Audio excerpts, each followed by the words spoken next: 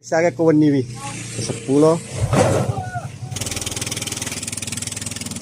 Desa Palima, Kecamatan Cenrana, Kabupaten Bone.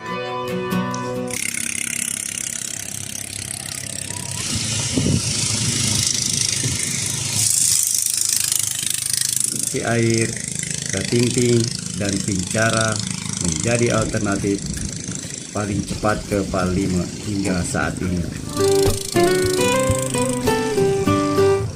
Ada di Desa Ajang Lase, tempat perahu pincara. Kita akan menyeberang ke Palima.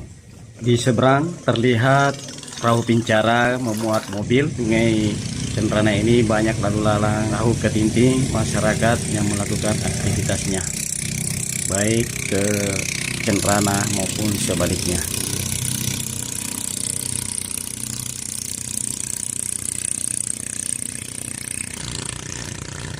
Perahu pincara sudah bergerak dari seberang, memuat satu mobil dan beberapa motor.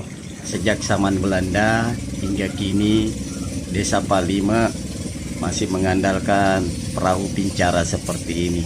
Mobil segera akan turun. Selamat.